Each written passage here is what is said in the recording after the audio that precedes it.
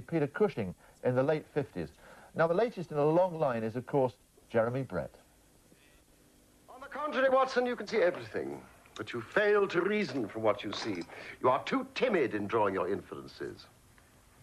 Then, pray, tell me what it is that you can infer from that hat. That the man is highly intellectual is, of course, obvious. And also that he was fairly well-to-do within the past 3 years, although now he has fallen upon evil days. He had foresight, but less now than formerly, pointing to a moral retrogression, which, when taken with a decline in his fortunes, seems to indicate an evil influence.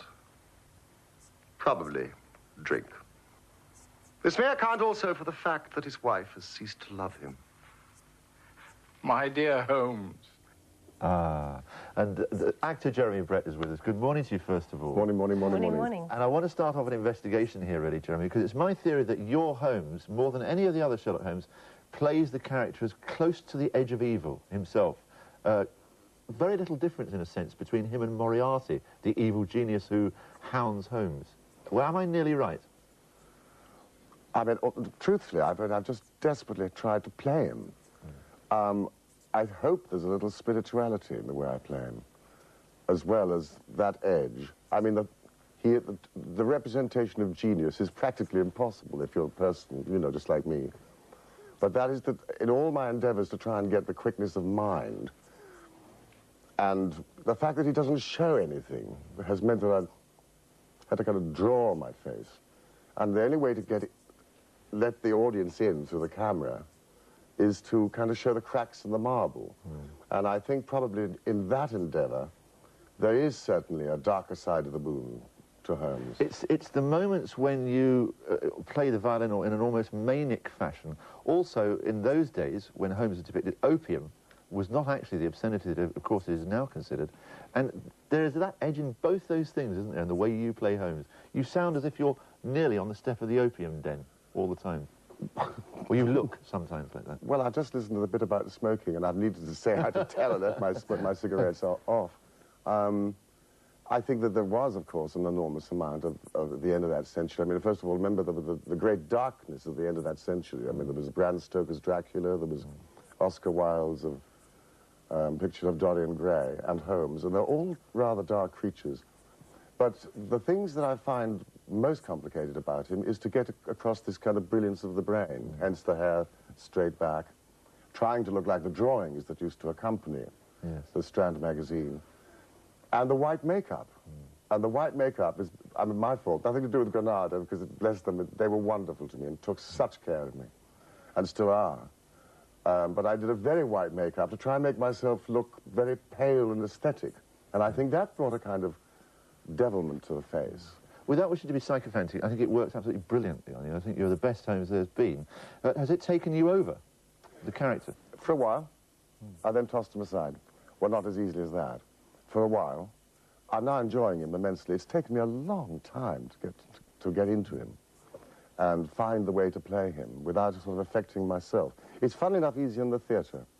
In the theatre, you go to the theatre and you put on your Sherlock Holmes cap, and as you leave the theatre, you hang it up. But when you're filming, you get dressed up and made up at 6:30 in the morning, and you're wearing that black Undertaker's outfit and the white mask, rather like the Phantom of the Opera, another one, until 7 in the evening. So that was harder to take the cap off. Now I'm enjoying it more. What is it about Holmes? I mean, if you went to America and talked about Holmes, they all know Holmes. And about a mile from here in Camden in North London, there's Baker Street, his old address in the books. And I believe that 40 letters a week still arrive at his address in the book, 221B Baker Street. There's a little lady there, very sweetly, answering letters saying that Holmes has retired, cannot look into their case, and is beekeeping in Kent.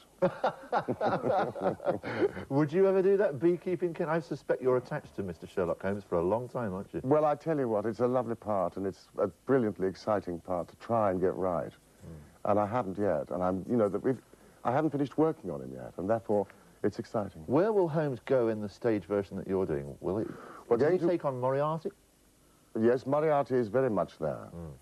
Very much there. I mustn't tell too much about the play because it is an insight. It's a two-man show, actually, as opposed to a one-man show. Well, there are about 7 ghosts. Oh, ah. I Not wasn't told easy about parts the to play, it ghosts. must be said, yeah. And they come in, and, and it's a brilliant production by Patrick Garland. And we open at Wyndham's next Thursday for, I think, until February. But then the idea is to stop for a while, and then the States, which will be hilarious, because they are crazy They're about it. absolutely nuts about homes in the States. And they've seen our films, all 20 of them, I think, about 5 or 6 times. Yeah. And when I was there in '85, I was asked to a little presentation do after I was rehearsing a play. And I walked in, and I was dressed as me. And I walked in, and every single person was dressed as Sherlock Holmes, men and women. The women had Masham pipes, and they were all... and I thought I must wait until they leave, because I longed to see whether they'd go out like that. And they did. They went to the subway, they got to the buses, they got in their cars, all dressed as Sherlock Holmes. Motorbikes, yeah. Wonderful. One final question, we'll chat to you later. Where is the Deerstalker and the pipe? Many people have said of your depiction that you've left those 2 basic props out for a long part of it. For much He'd only wear them in the country. Right. Oh. That's interesting. That's fact, is it? In all the drawings, he only wears them in the country. So whenever I'm in the country, or it's in the drawings that accompany the stories, I wear it. But it's not in town. And of course, there wasn't that. I think that was William Gillette, because he said it was easier to speak with a pipe in his mouth if he had a... So it was just a mashing. straight pipe? He smoked a disputatious pipe, a long thin cherrywood for his... a long cherrywood for his disputatious moods, and a short clay one for his meditative moods. I see. It's all worked out to the last detail. Fascinating. We'll chat later, Jeremy. Right now, we'll take a quick...